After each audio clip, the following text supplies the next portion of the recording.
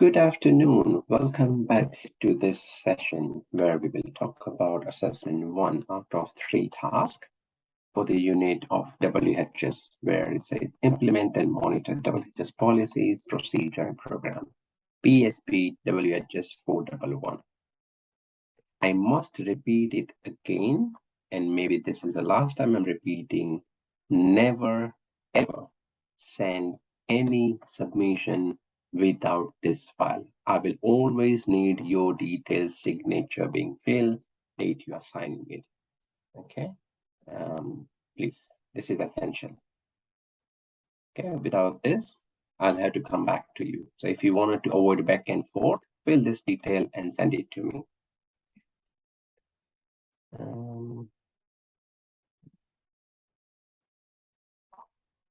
There are 14 questions. The due date. Okay, that's a bit tricky. When are we meeting next? Let me check that.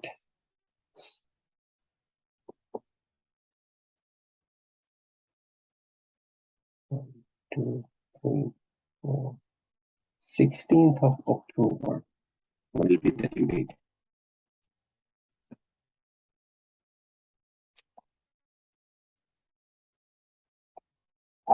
Okay.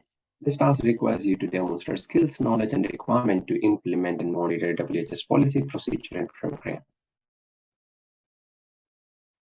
This is an open book assessment task, but all work must be your own. That's fine. Location is wherever you like. Even Mars, Jupiter is fine. That's not here. This is of standard. This is extremely standard information.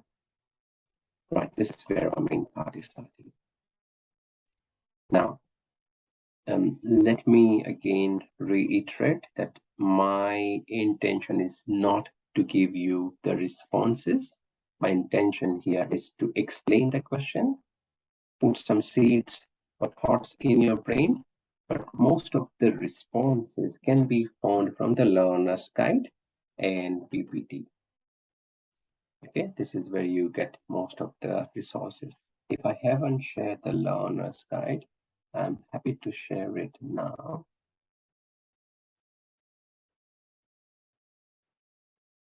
Let me just ensure.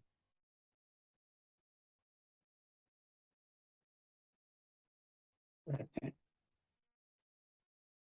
That was one of the files. And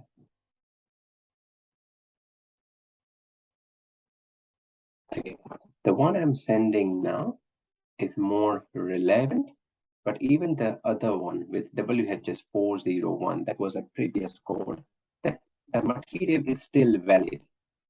Because of the industry requirements, sometimes what happens that many of the content and everything is changed. Okay, but you know, the material, the learning, right, is still the same. The knowledge doesn't change. Right? The leadership principle, the WHS principle does not change. That's AT2 file.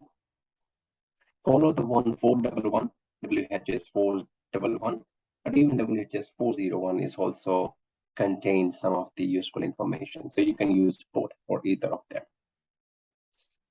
Cool. Briefly outline key legal duties, responsibility of supervisor, manager, or business owner regarding work health and safety. So what are the requirements of the supervisor or business owners? You know? So I would expect the bulleted point. To bulleted point here. Point 1, write something, and point 2.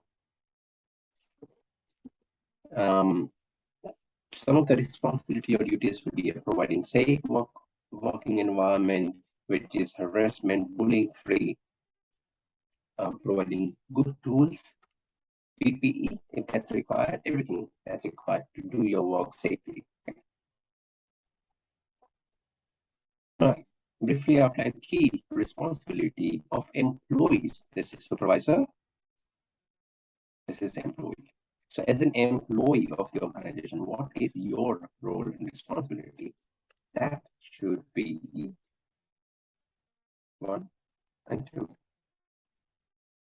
That should be following the instruction, carry out work as safely as possible. If you see any concern, any hazardous situation, or any near miss, you must report to an immediate supervisor. Yes, these are some of the legal duties or responsibility of an employee. Next, identify and document the title, the date of WHS411 Act and regulation for the state you are located in.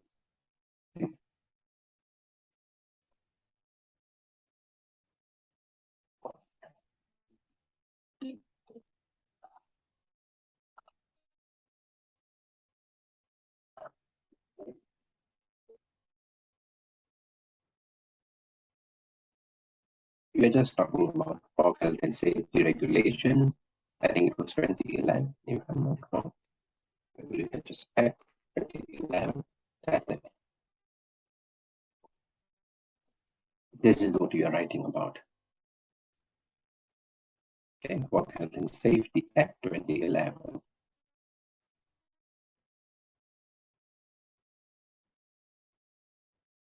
Outline two key provisions that this law outlined for the business. So you have to read a bit in detail, right?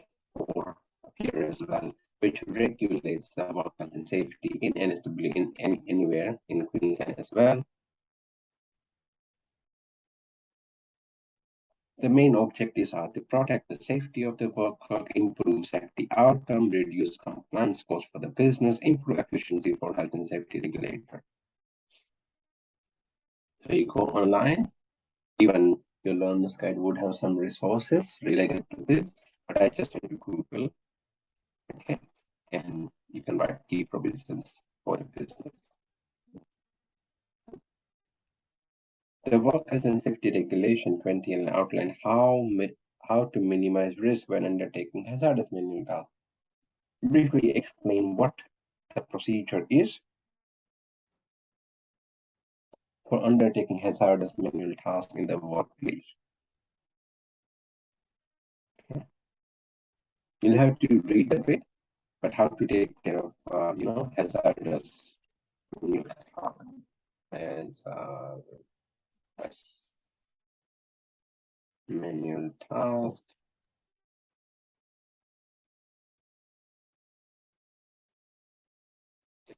Or practice. Read a bit from there and you'll get your response. It's a 54-page document. So we're not expected to paste, copy and paste, but read a bit from the content, right? How would you control the risk? How would you assess the risk? Okay. I can share that link in chat. This link is for question 5. Okay. 6. Complete the following table correctly, matching each workplace activity with a relevant workplace policy and example is provided. Filing personal information related to a staff member, it's always about confidentiality or privacy policy. Okay. What this policy means, you're writing the name. Identifying hazards and managing risk using aggregated information in the work area. What the policy is called.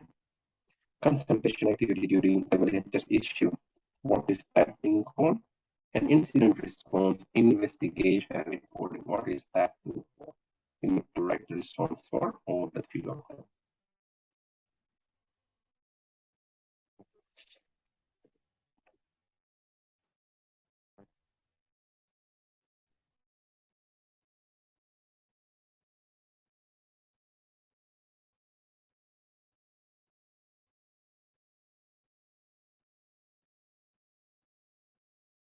Oh, am I?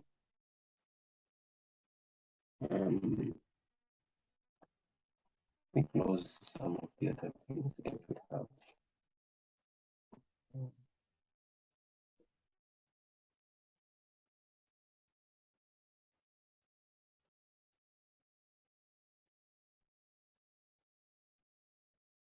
Any better, Patrick? Still the same.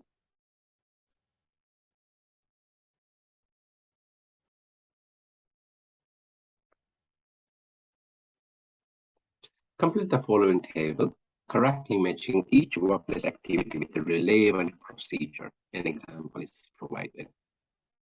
Filing personal information. Oh, did we cover the same thing?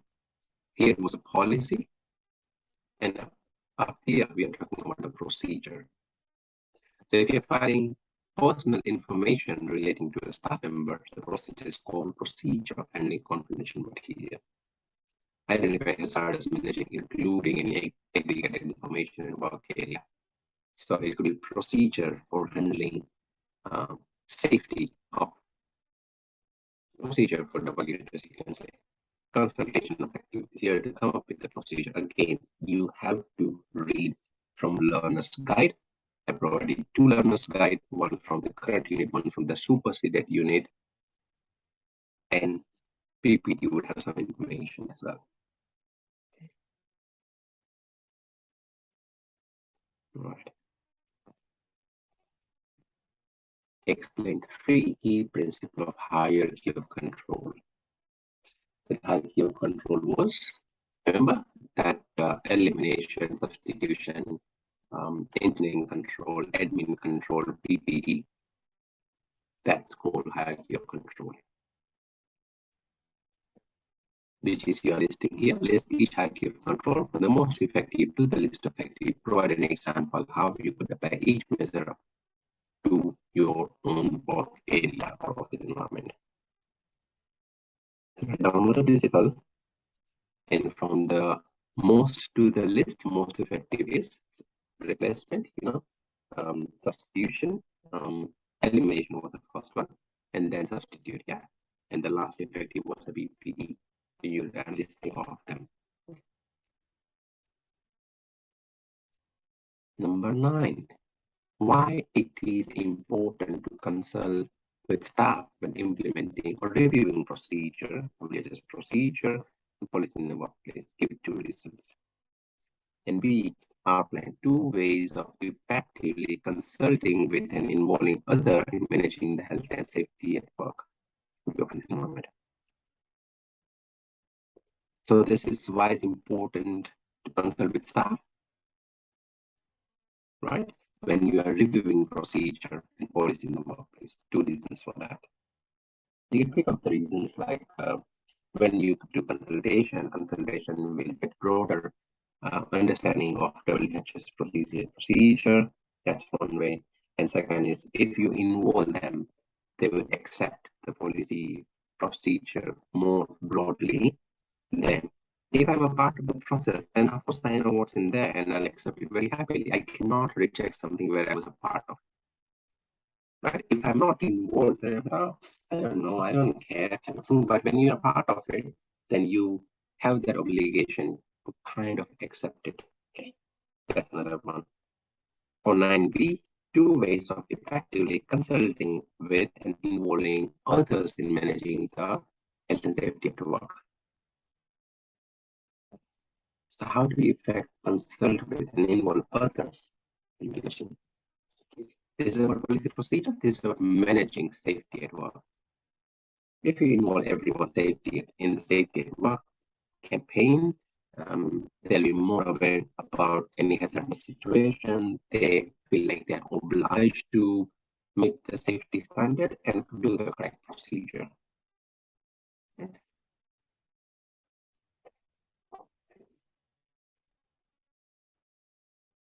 Number 10, list 3 examples of WHS documentation that should be accessible and available to all the staff. Manual handling could be one of them. WHS record could be the other one. Code of conduct could be the third one. Or you can list so many others as well. Yeah, that's 3 documentation. Emergency exits is another one. Everyone should be aware where are the emergency exits. I saw many of you, with the fire extinguisher in that drill. That was great. Yeah, so you don't have to use it. There are many types of fire extinguisher.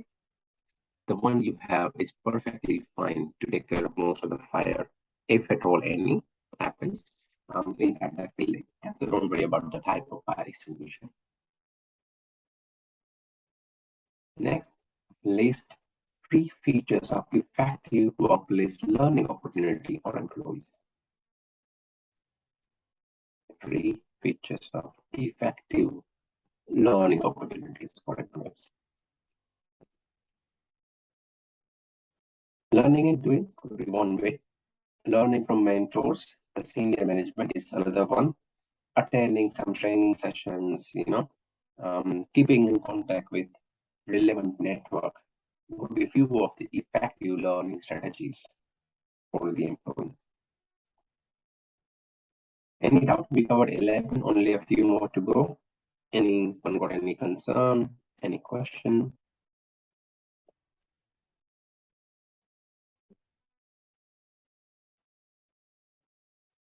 Any?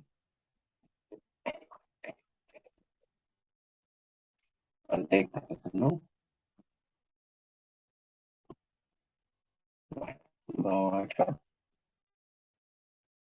workplace activities that facilitate the achievement, doesn't matter team or individual, of the latest training needs are important in workplace. How should an employee structure the coaching mentoring program to make sure that it is valuable learning opportunity? Again, workplace activity that facilitate the achievement of religious training needs are important in a workplace. We are talking about the importance of religious training need, or some activity that supports, that facilitate the achievement of religious training. How should an employer structure the coaching mentoring program to make sure it is a valuable learning opportunity? How will you ensure that it's beneficial to you? Think about it, Anthony.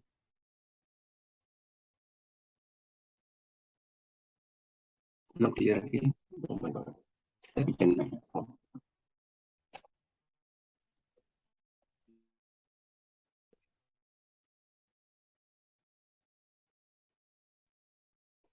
Yes, for simple.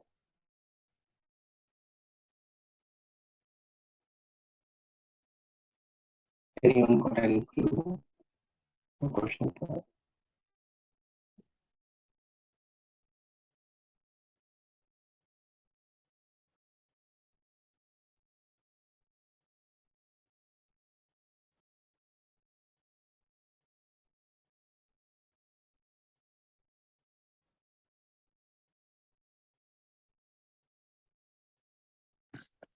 Perhaps it would be a good idea for, mentors to include staff or employees to include staff to simulate some of these, scenarios.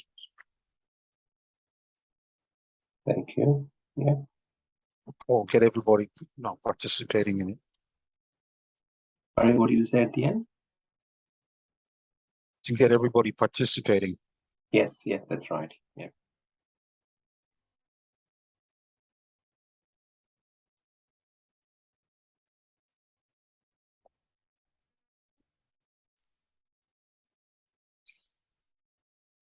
So they can sort of. Yeah, sorry, go on, Frederick.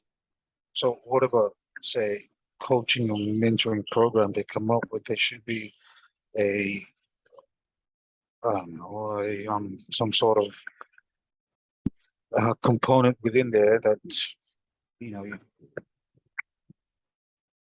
that simulates a real-time situation, maybe. Yeah. Any learning that you will design should be learners' requirement, need-based, number one, I would say. Right? If I'm providing you a Cert 4 leadership and management course, I mean, when I say I, it means Dave or APC or whatever you call it, right? Then I will not be talking about something that's not relevant to you or that's not meeting your requirement.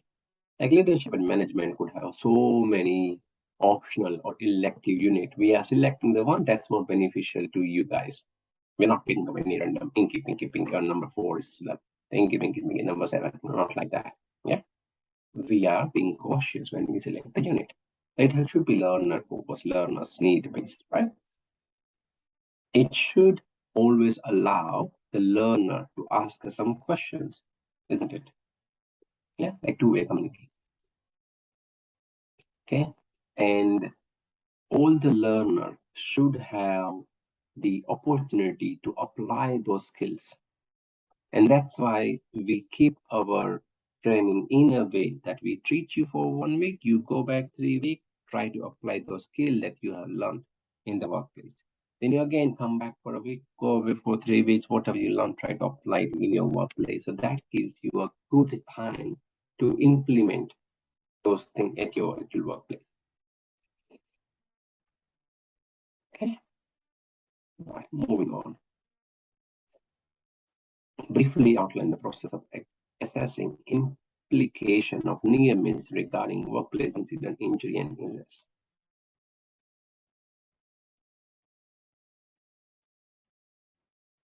In your workplace, the system might be different, but the basic thumb rule stays the same. What is it? Any near miss, anything should be reported to the WHS officer. All right?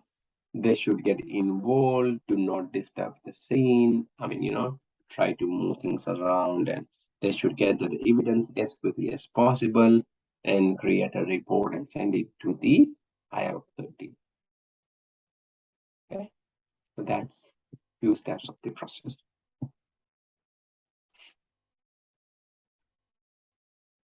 And we got a case study scenario. Read the following case study scenario, then complete the incident report form accordingly. Scenario is one of your team member, Leo, has taken ill in the morning shift. He had a high temperature, was feeling unwell, developed a rash. Leo needed medical attention and he was taken to the doctors. It was confirmed that Leo had chickenpox and will need to stay off the work for a week, at least. Some details for Leo, some name, date of birth, Leo designation in the customer service, accident happened in time and date. Leo has not yet come to work. So that's the basic detail. Now, you are filling up the accident injury report form. First name, last name, date of birth, position, and department. Everything is here. Everything is here. You just have to pick up the ID and paste it. Okay. Worker's address, if you know it. If you know Leo Smith, write it. If you don't, write it again. That's fine.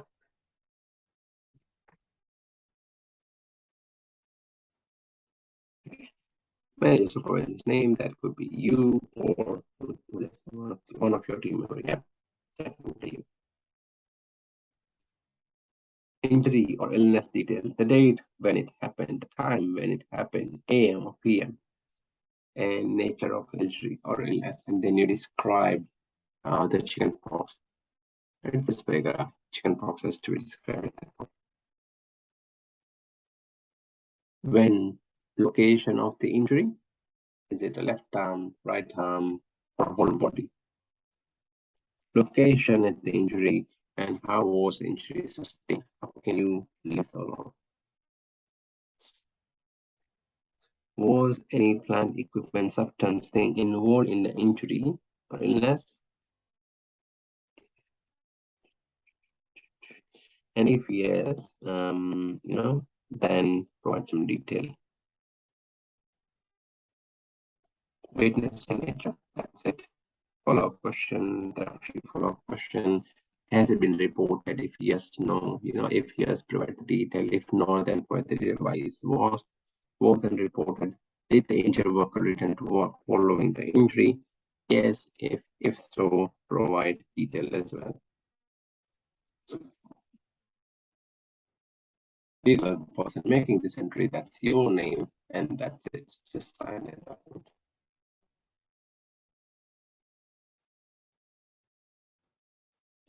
Again, anyone got any doubt? We covered all the 14 question assessment task 1. I want most of you to give me a response, yes or no. Either of them is fine. Any question? 1 to 14.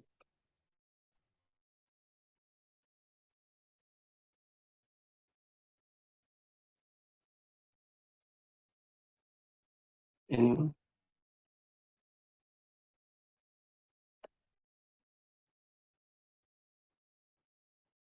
Anyone? Anyone? Anyone?